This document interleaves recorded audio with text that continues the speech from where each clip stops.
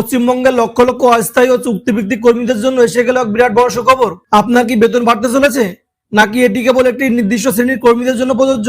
110 টাকা করে দৈনিক মজুরি বৃদ্ধি, 38% ডিএ ঘোষণা এবং আগামী 1 অক্টোবর 2026 থেকে তা কার্যকর হওয়ার আসল সত্যটি কি? আজকের ভিডিওতে আপনারা জানতে পারবেন কারা এই বেতন বৃদ্ধির সুবিধা পাবেন এবং কারা পাবেন না, ঠিক কত টাকা বেতন বৃদ্ধি পেয়েছে এবং আপনার মাসিক আয়ে তার প্রভাব কি, কবে থেকে এই নতুন নিয়ম আনুষ্ঠানিকভাবে কার্যকর হতে চলেছে। অন্যান্য রাজ্যের মতো পশ্চিমবঙ্গ কি চুক্তিভিত্তিক কর্মীদের স্থায়ীকরণের কোনো সুযোগ রয়েছে? প্রথমে দেখে নিন অর্থ দপ্তরের নোটিশ ও মূল ঘোষণা। সম্প্রতি finance department government of West বেঙ্গলের পক্ষ থেকে একটি গুরুত্বপূর্ণ সার্কুলার প্রকাশ করা হয়েছে।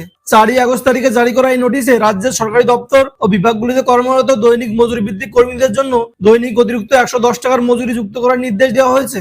পাশাপাশি সরকারি কর্মীদের জন্য 38% ডিএ প্রদানের কথা উল্লেখ করা হয়েছে, যা আগামী 1 অক্টোবর 2026 থেকে কার্যকর করা হবে।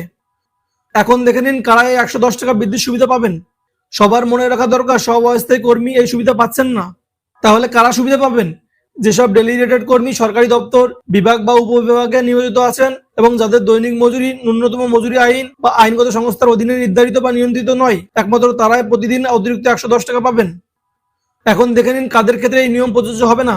যেসব অস্থায়ী বা দৈনিক মজুরি ভিত্তিক কর্মীদের স্কেল ইতিমধ্যে কোনো আইনি ন্যূনতম মজুরি আইন বা নির্দিষ্ট সংবিধিবদ্ধ কাঠামোর অধীনে পরিচালিত হয়, তাদের ক্ষেত্রে এই 110 টাকা বৃদ্ধি সরাসরি প্রযোজ্য নাও হতে পারে। তাই আপনার কাজের ধরন এবং দপ্তরের নিয়ম আগে ভালোভাবে জেনে নেওয়া জরুরি। এখন দেখে নিন মাসিক আয়ের প্রভাব ও কার্যকর হওয়ার তারিখ। এই নতুন নির্দেশিকাটি 1 অক্টোবর 2026 থেকে আনুষ্ঠানিকভাবে কার্যকর হতে চলেছে। এখন দেখে নিন আর্থিক কি লাভ হবে। হিসাব অনুযায়ী একজন কর্মী মাসে 25 বা 26 দিন কাজ করলে মাস শেষে তার হাতে প্রায় 2750 টাকা থেকে 2860 টাকা পর্যন্ত অতিরিক্ত উপার্জন আসবে, যা বর্তমান বাজার দরে সাধারণ পরিবারগুলোর ক্ষেত্রে অত্যন্ত বড় একটি স্বস্তি। এখন দেখে নিন স্থায়ীকরণের যুক্তিযুক্ত দাবি।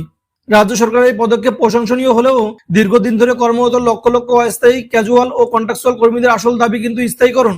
আসাম বা পাঞ্জাবের মতো অন্যান্য রাজ্য সরকার যেভাবে দীর্ঘদিন অস্থায়ী কর্মীদের স্থায়ী করার নীতি গ্রহণ করেছে, আমাদের রাজ্যেও অন্ততপক্ষে দীর্ঘদিন কর্মরত কর্মীদের জন্য গ্রুপ ডি পে স্কেলের মাধ্যমে স্থায়ী পদের সুযোগ দেওয়া অত্যন্ত জরুরি। আপনি কি পশ্চিমবঙ্গ সরকারের অধীনে কোনো দপ্তরে অস্থায়ী কর্মী হিসেবে কর্মরত? আপনার বর্তমান দৈনিক মজুরি কত এবং আপনার দপ্তরে কি এই নিয়ম চালু হচ্ছে? অবশ্যই নিচে কমেন্ট বক্সে আপনার মতামত জানান। তথ্যটি গুরুত্বপূর্ণ মনে হলে ভিডিওটি লাইক ও শেয়ার করুন এবং সরকারি চাকরির যাবতীয় আপডেট জানতে চ্যানেলটি সাবস্ক্রাইব করে রাখুন।